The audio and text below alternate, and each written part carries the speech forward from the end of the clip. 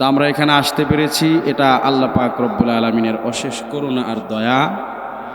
এই সকল জায়গায় আল্লাহ তাদেরকে আসতে দেন যাদেরকে আল্লাহ তাআলা ভালোবাসেন, কথা কোন ঠিক কিনা?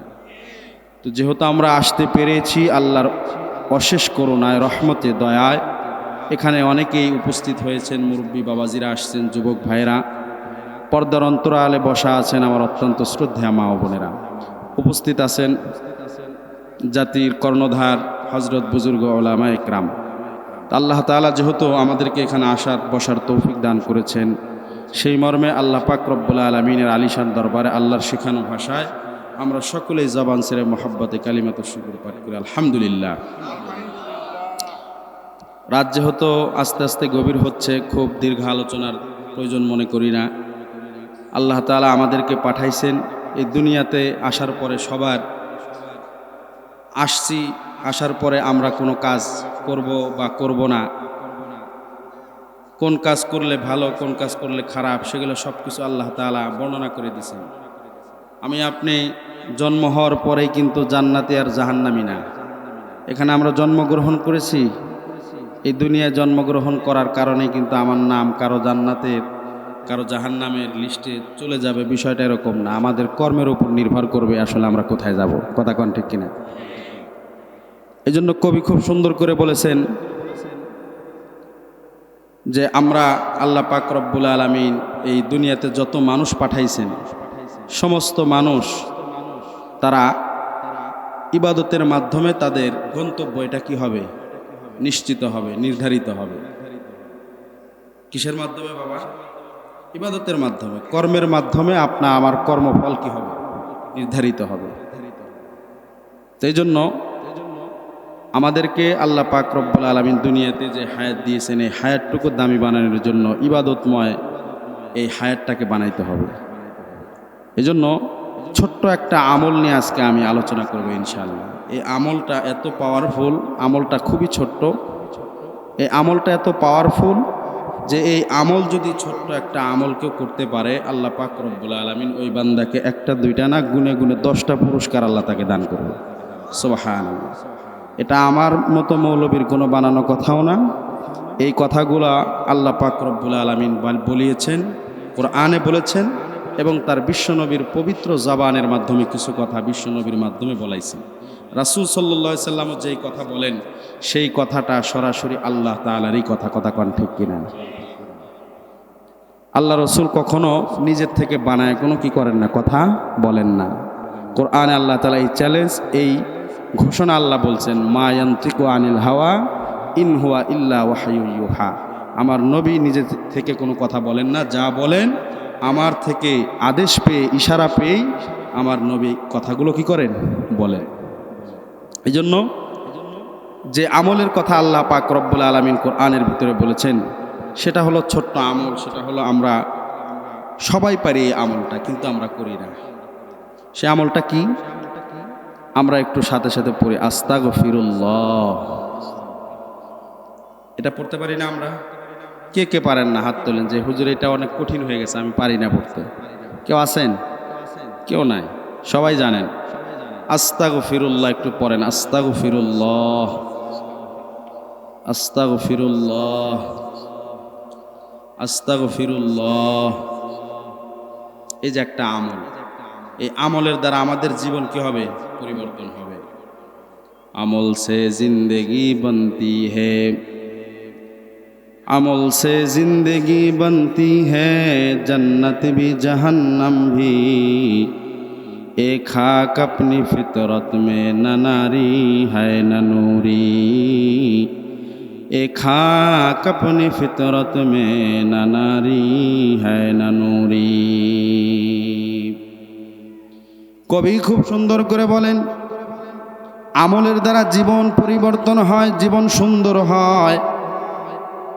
মানুষ জন্মগ্রহণ করার পরেই এই মাটির মানুষ জান্নাতি আর জাহান্নামী বলে কিন্তু তার ব্যাপারে ফয়সালা দেওয়া হয় না বাবা। আপনার আমার কর্মই বলে দিবে, কর্মই আমাদের ভবিষ্যৎ, সেই কিয়ামতের সেই ঠিকানাটা নির্ধারণ করে দিবে।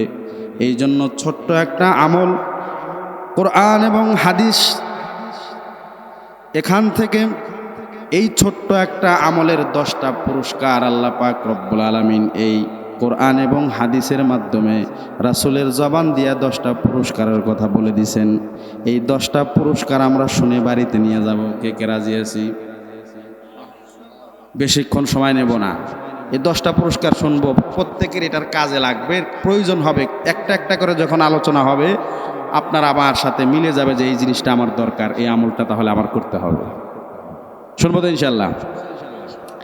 তে আমল কতটুকু? ছোট্ট একটা আমল, আস্তাগফিরুল্লাহ, এতটুকু। এটা পূর্ণটা আছে, কিন্তু পূর্ণটা না পারলে এতটুকু পড়লে হবে। আস্তাগফিরুল্লাহ, এটা হলো ছোট্ট। আস্তাগফিরুল্লাহ আল্লাযী লা ইলাহা ইল্লা হুয়াল হাইয়ুল কাইয়্যুম ওয়া আতুবু ইলাইহি লা হাওলা ওয়ালা কুওয়াতা ইল্লা বিল্লাহিল আলিয়্যিল আযীম। এটা পুরাটা। আজকের আলোচনার সাবজেক্টই হলো এটা, তওবা এবং ইস্তেগফার। তওবা এবং ইস্তেগফার, এটার 10টা পুরস্কারের কথা আমি কোরআন হাদিস থেকে বলেই আমি বিদায় নেব ইনশাআল্লাহ। তো এই ইস্তেগফারের 1 নাম্বার যেই ফায়দা, 1 নাম্বার যেই পুরস্কারের কথা আল্লাহ সূরা নূহের ভিতরে বর্ণনা করছেন। নূহ আলাইহিস সালাতু ওয়াস সালাম তার জাতিকে 950 বছর দাওয়াত দিয়েছেন কালিমার, কিন্তু এই 950 বছর দাওয়াত দেওয়ার পরে মাত্র 80 জন, প্রায় 80 জন মানুষ তার দাওয়াত গ্রহণ করছে। আর বাকি সবাই কি করে নাই? এত বছর দাওয়াত দেওয়ার পরেও কি করে নাই? দাওয়াত গ্রহণ করে নাই, নাফরমানি করছে। তখন নূহ আলাইহিস সালাতু ওয়াস সালামকে দ্বারা যে কথাগুলো আল্লাহ তাআলা বলাইছেন সেই কথাটা এখানে উল্লেখ করছেন, এই ইস্তেগফারের আমলের কথা। নূহ আলাইহিস সালাতু ওয়াস সালাম তার জাতিকে 950 বছর দিনের দাওয়াত দেওয়ার পরে যখন তারা দিন কবুল করে নাই, কালেমা গ্রহণ করে নাই, তখন নূহ আলাইহিস সালাতু ওয়াস সালাম তার জাতিকে লক্ষ্য করে বলেছে, এ উম্মত, তোমরা যতই অপরাধ করো না কেন, তোমাদের অপরাধ যতই বেশি হোক না কেন, তোমাদের হায়াত তো শত শত বছর, আমাদের হায়াত 60 থেকে 70 বছর বাবা। কিন্তু নূহ আলাইহিস সালাতু ওয়াস সালামের জামানায় যে সকল মানুষকে আল্লাহ তাআলা দুনিয়ায় পাঠাইছিলেন তারা শত শত বছর হায়াত নিয়ে পৃথিবীতে এসেছিলেন। এত বছর নাফরমানি করছে। নূহ আলাইহিস সালাতু ওয়াস সালাম বলেছেন, কোনো চিন্তা নাই, যত অপরাধী করো না কেন, তোমাদেরকে একটা আমল দেই, তোমরা আল্লাহর কাছে ইস্তেগফার করো। ইস্তেগফার, আস্তাগফিরুল্লাহর আমল করো। আস্তাগফিরুল্লাহ মানে কি? আস্তাগফিরুল্লাহ মানে, ও আল্লাহ, আমি যে অপরাধগুলো করেছি অপরাধগুলো আমার ক্ষমা করে দেন। আল্লাহর কাছে ক্ষমা চাওয়া। দুনিয়ার ভিতরে কোনো সন্তান যদি বাবার হাত ধরে, মায়ের হাত ধরে বেয়াদবি করার পরে বাবাকে, মাকে বলে, মা, ও বাবা, আমি ভুল করেছি, বেয়াদবি করেছি, আমাকে আপনি মাফ করে দেন। আপনারা বলেন তো, পৃথিবীর কোনো বাবা মা ক্ষমা না করে কি বসে থাকতে পারবে? কি মনে হয় আপনাদের? এই মা এবং বাবা তার অন্তরে কতটুকু আর দয়া আর মায়া! এই মা বাবার অন্তরে সন্তানের প্রতি যেই পরিমাণ মায়া, তার চাইতে লক্ষ কোটি কোটি গুণ বেশি এই উম্মতের জন্য আল্লাহ পাক রব্বুল আলামিনের দয়া বেশি। কথা কোন ঠিক কিনা? আল্লাহ পাক রব্বুল আলামিন দয়ার সাগর, করুণার আধার। নূহ আলাইহিস সালাতু ওয়াস সালাম সেই কথা জাতিকে বলেছিলেন, জাতি তোমরা যতই অপরাধ করো না কেন, ফাকুলতুস্তাগফিরু রাব্বাকুম ইন্নাহু কানা গফফারা। নূহ আলাইহিস সালাতু ওয়াস সালাম বলছে, উম্মত, তোমরা অপরাধ যতই করো আল্লাহর কাছে ক্ষমা চাও, আস্তাগফিরুল্লাহ বলো, আল্লাহর কাছে তোমরা অনুনয় বিনয় করে নিজের ভুল স্বীকার করে আল্লাহর কাছে ক্ষমা চাও। কারণ আমার আল্লাহ পাক রব্বুল আলামিন সাধারণ কোনো ক্ষমাশীল নয়, গফফার, আল্লাহ তাআলা সাংঘাতিক আর সিরিয়াস ক্ষমাশীল। সুবহানাল্লাহ। এমন বড় ক্ষমাশীল আমার আল্লাহ। আল্লাহর নবী, বিশ্ব নবী, তার অন্তরের ভিতরে উম্মতের জন্য কত মায়া। বিশ্বনবী এরকম কিছু অপরাধ আছে, এক সাহাবী এমন অপরাধ করেছে, ওই অপরাধের বর্ণনা শুনে বিশ্বনবী, ওই অপরাধ শোনার পরে বিশ্বনবী বলেছিলেন, সাহাবী তুমি এমন অপরাধ করেছো, মনে হয় এই অপরাধের আসলেই তো ক্ষমা না হওয়ার সম্ভাবনা আছে। বিশ্বনবীও যে অপরাধের ক্ষমাটাকে অসম্ভব মনে করে, সেই অপরাধীকেও যিনি ক্ষমা করেন তিনি কে? আল্লাহ তাআলা সেই অপরাধীকেও ক্ষমা করে দেন। মাঝখানে একটা কথা আগে বলি, এই যে আমল, এটার দ্বারা আপনার জীবনের সর্বপ্রথম যেই পুরস্কার আল্লাহ তাআলা দিবে, সেটা হলো ওই বান্দা যত গুনাহ করবে, এটা যদি ইস্তেগফার করতে পারে, তার জীবনের গুনাহ সব কি করে দিবেন? মাফ করে দিবেন। এখানে যারা উপস্থিত আছি, কেউ কি বলতে পারবেন হুজুর আমার কোনো গুনাহই নাই? কে আছে? আছে নাকি একজনও? কেউ নাই। এর মানে আমাদের প্রত্যেকেরই গুনাহ মাফ করানোর দরকার আছে না নাই? আছে। এই কোন গুনাহ মাফ হবে? দুইটা গুনাহ আল্লাহ তাআলা কোনোদিন মাফ করবে না। আল্লাহ যত দয়ালুই হোক, দুইটা গুনাহ মাফ করবে না। তাহলে ওই দুই গুনাহ কি করার কোনো সুযোগ আছে? কারণ কিয়ামতের দিন আল্লাহ যদি কাউকে ক্ষমা না করে, তাহলে তো ওই ব্যক্তির নাজাতের আর কোনো পথই খোলা থাকবে না। এর মানে আমার আপনার নাজাত পাইতে হলে ওই দুই অপরাধ তো করাই যাবে না, কারণ ওই দুই অপরাধ আল্লাহ ক্ষমা করবে না। এক নাম্বার হলো শিরিকের গুনাহ। আল্লাহর সাথে যেই ব্যক্তি অংশীদারিত্ব সাব্যস্ত করবে, শিরিক করবে, ওই ব্যক্তির গুনাহ আল্লাহ পাক রব্বুল আলামিন ক্ষমা করবে না। এটা আল্লাহ তাআলা কোরআনে বলছেন, ঘোষণা দিয়েছেন, ইন্নাল্লাহা লা ইয়াগফিরু আন ইউশরাকা বিহি ওয়া ইয়াগফিরু মা দুনা যালিকা লিমান ইয়াশা। আল্লাহ বলছেন, বান্দা যত গুনাহ করো ক্ষমা করব, কিন্তু শিরিক করবা, আমার সাথে অংশীদারিত্ব করবা, তোমার গুনাহ আমি ক্ষমা করব না। এর মানে জীবিত থাকাকালীন নাকি ভুল বুঝেন না, শিরিক একজন জীবিত থাকাকালীন করছে, মৃত্যুর আগে যদি ওই বান্দা শিরিকের গুনাহ থেকেও ক্ষমা চায়, ক্ষমা আল্লাহ করে দিবে। কিন্তু শিরিক করা অবস্থায় যদি কোনো বান্দা মৃত্যুবরণ করে, ওই বান্দাকে কিয়ামতের দিন রব্বুল আলামিন মাফ করবে না। কন নাউজুবিল্লাহ। এর মানে শিরিক করা যাবে না, আল্লাহর সাথে অংশীদারিত্ব সাব্যস্ত করা যাবে না। সমস্ত ক্ষমতার উৎসকে নাকি জনগণ? কথা কন না কেন? আল্লাহ পাক রব্বুল আলামিন প্রত্যেকটা সকল জিনিসের ওপর ক্ষমতাবান একমাত্র আল্লাহ। ইন্নাল্লাহা আলা কুল্লি শাইইন কাদির। সব জিনিস যিনি পারেন তিনি কে? কেউ যেটা করতে পারে না সেটা করতে পারে কে? কেউ যেটা বোঝে না সেটা বোঝে কে? কেউ যেটা অনুধাবন করতে পারে না সেটা করতে পারে কে? কেউ যেটা শোনে না সেটা শোনে কে? সন্তান দেওয়ার মালিক কে? নাকি বাবা? নাকি দুনিয়ার কোনো পীর, গাউস, কুতুব, আউলিয়া? সন্তান কেউ দিতে পারে না, যিনি দিতে পারে তিনি কে? এই জন্য আমাদের ইমানটাকে সহি রাখতে হবে। এমন অপরাধ করা যাবে না যে অপরাধ করলে আল্লাহ তাআলা ক্ষমার দরজা বন্ধ করে দিবে। এই জন্য বাবা সাবধান, কথা বলাতে সাবধান। এমন কথা যেন আমাদের মুখ দিয়ে বের না হয় যেই মুখের কথার দ্বারা শিরিক হয়ে যায়। এমন কাজ করা যাবে না যেই কাজের দ্বারা শিরিক হয়ে যায়। কথা কোন ঠিক কিনা? সেটা বাদ দিতে হবে। দুই নাম্বার যে অপরাধ আল্লাহ ক্ষমা করবে না, সেটা হলো হুকুকুল ইবাদ। বান্দার হক যারা মেরে খাইছে, বান্দার উপর যারা জুলুম করেছে, অন্যের জমি দখল করেছে, অন্যের উপর অন্যায়ভাবে তাকে আঘাত করেছে, ওই বান্দাকে আল্লাহ পাক রব্বুল আলামিন ক্ষমা করবে না কিয়ামতের দিন, যতক্ষণ না পর্যন্ত ওই ব্যক্তি তাকে ক্ষমা করবে। তিরমিজি শরীফের হাদিসে আসছে, এই অপরাধ এখন বাংলাদেশে বেশি। মানুষের হক নষ্ট করে, ভাই বোনের হক মেরে দেয়, চাচা ভাতিজার হক মেরে দেয়, দাদায় নাতির হক মেরে দেয়। এই যে হক মেরে আর একজনের অধিকার নষ্ট করলেন, এটা এমন একটা অপরাধ, হাদিস একটা শুনলে বুঝবেন এর চাইতে বড় অপরাধ আর হইতে পারে না।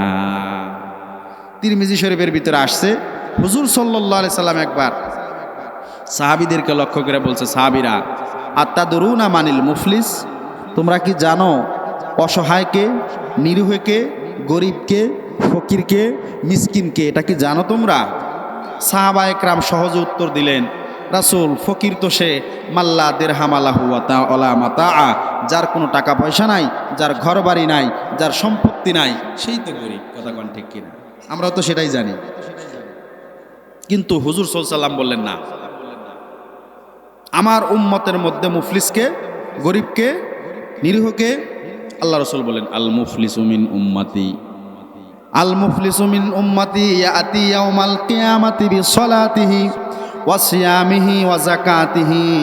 আল্লাহ নবী বললেন, ও সাহাবীরা শোনো, কিয়ামতের দিন নিঃস্ব হবে আমার ওই উম্মত, যেই উম্মত কিয়ামতের দিন নামাজের সওয়াবের পাহাড় নিয়ে উঠবে, যাকাতের সওয়াবের পাহাড় নিয়ে কিয়ামতের দিন উঠবে, হজের সওয়াবের পাহাড় নিয়ে উঠবে। 7 বার 14 বার হজ করছে, প্রতি বছর হজ করেছে, এরকম সওয়াবের পাহাড় নিয়ে কিয়ামতের দিন ওঠার পরে ওই ব্যক্তি কিয়ামতের দিন যখন তারা আমলনামা দেখবে এত বেশি, আল্লাহ পাক রব্বুল আলামিন ওই ব্যক্তিকে বলবে, যাও তুমি জান্নাতে চলে যাও। এই ঘোষণা দেওয়ার পরে আল্লাহ পাক রব্বুল আলামিনকে কিছু লোক বলবে, আল্লাহ তাকে এখনই জান্নাতে যাওয়ার ঘোষণা দিবেন না, আমাদের কিছু কথা আর আপনার কাছে আমাদের কিছু অভিযোগ আছে। কি অভিযোগ?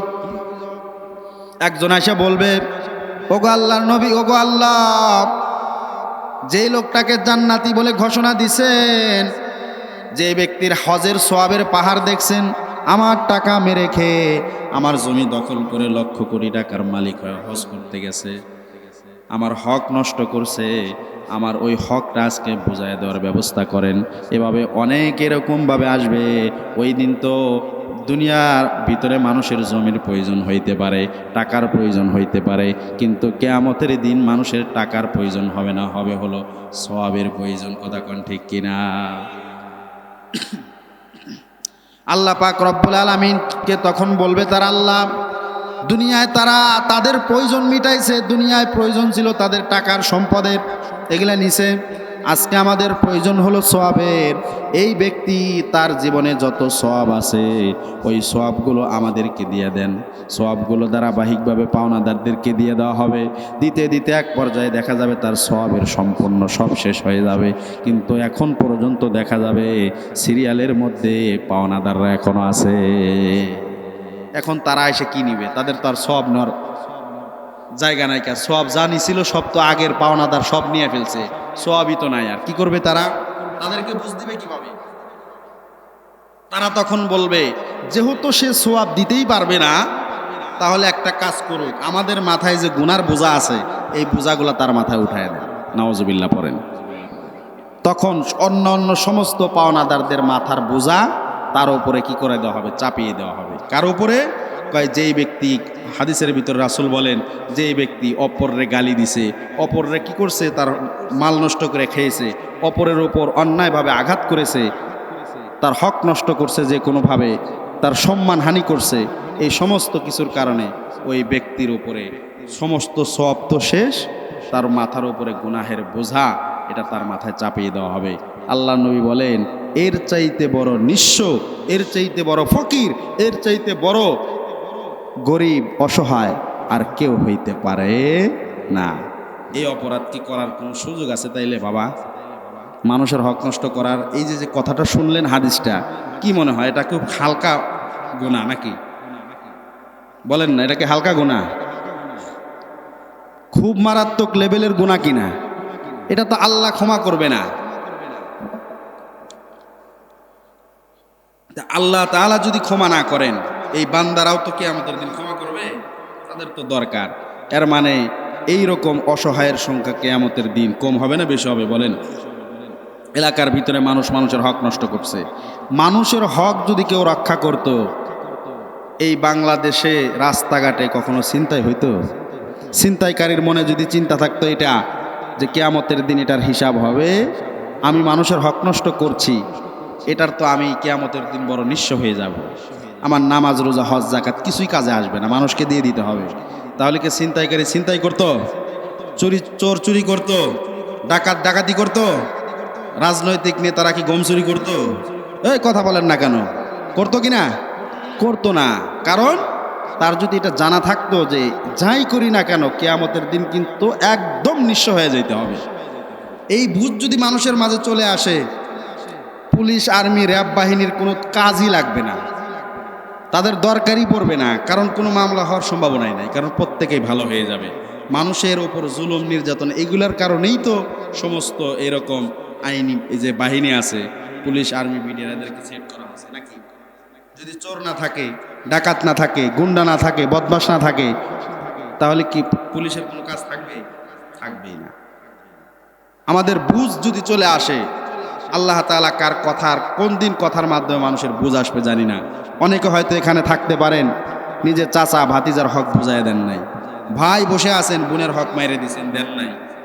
এখনই তওবা করেন, আপনার জীবনের সমস্ত ইবাদত একদম ধূলিসাৎ হয়ে যাবে। এটা আমার বানানো কথা না, বিশ্বনবী বলেছেন?